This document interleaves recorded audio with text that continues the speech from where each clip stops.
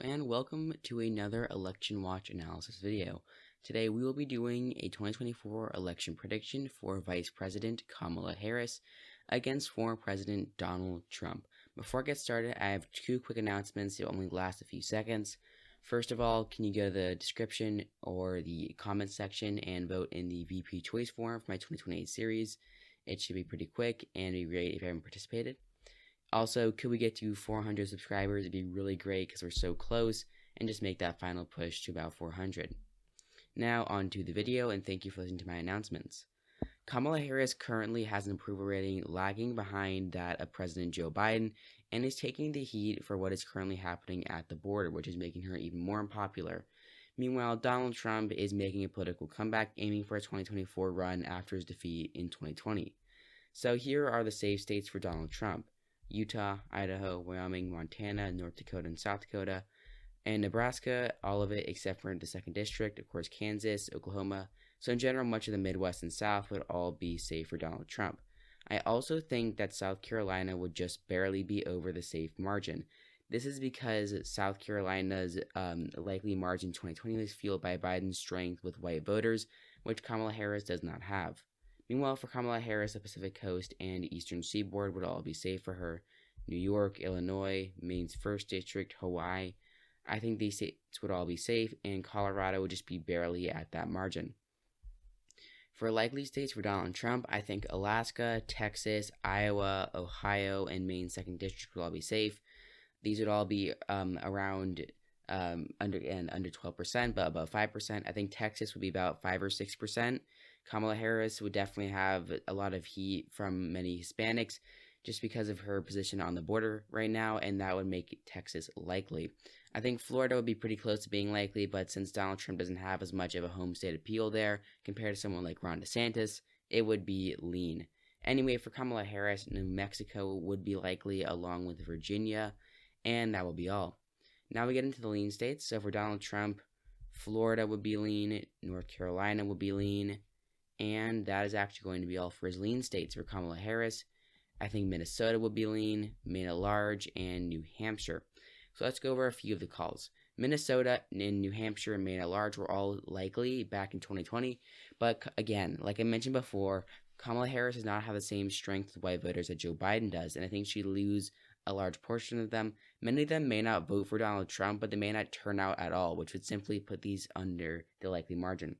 A term I may use a lot in this video is Trump Republicans, which are essentially more affluent suburban voters who are Republicans that may have voted for Trump in 2016 or even just sat out the 2016 election as a whole and voted for Joe Biden because they were not pleased with Donald Trump's performance as president.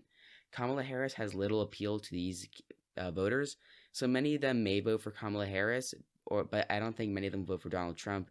Either way, I think that Kamala Harris wouldn't get the turnout from them, as in they just wouldn't vote at all, so that could definitely hurt her. Anyway, now we go on to the tilt states. So we have Nevada, Arizona, Georgia, Wisconsin, Michigan, Pennsylvania, and Nebraska's 2nd District. That will all be tilt.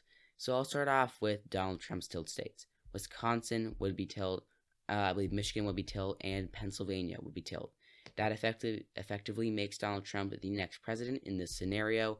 He surpasses 270 electoral votes, wins the entire Rust Belt, except for Minnesota if you count that state. And yeah, that essentially is first step to winning the presidency is really right now the Rust Belt.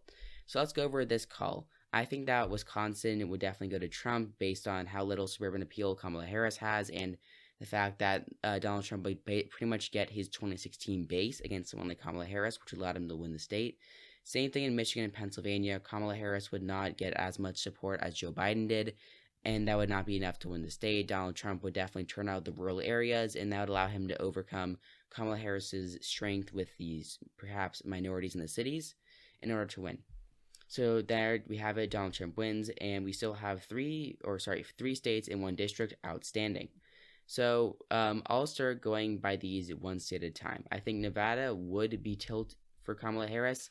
While she may have very little strength with Hispanics compared to Donald Trump, Nevada still went about 2.4% for Biden, and Kamala Harris would definitely win it, I think, by a very narrow margin, around 0.5%. If she does very well, maybe 1%, but still Nevada goes for Harris. I think that Arizona would go to Donald Trump, again, because of the border. Kamala Harris would lose a lot of support from Maricopa County as well. She wouldn't get the turnout from suburban voters, which would allow Trump's rural strength to overcome her base, and that means that Trump would win it. I think that Harris would narrowly carry Georgia about the same margin as Joe Biden in 2020, which was around 0.2%. She would have pretty strong turnout from the Atlanta area, the metro area, and the suburbs, because Donald Trump is very unpopular in that area. They turned out pretty much against all the Trump candidates. So I think that Harris would narrowly win it. She would also narrowly win Nebraska's 2nd district by a tilt margin, even though Trump would definitely improve there compared to his 2020 performance. She would still win it with just barely enough strength from white suburban voters. So there we have the final map, 248 for Kamala Harris to 290 for Donald Trump. Donald Trump does become the 2nd president to win non-consecutive terms since Grover Cleveland. So Harris would lose, Trump would win, and the final map is this. As you can see, Donald Trump does underperform his 2016 performance, but of course overperforms his 2020 performance. So, thank you all for watching. If you enjoyed this video, please leave a like, and you can comment down what your prediction would be in the comment section down below. Make sure to fill out the VP form, and you can subscribe on the right of your screen, and you can on the left of your screen, you will see a video tailored to your interests provided by YouTube. So, hopefully you can click on that. So, thank you all for watching, and I'll see you all next time.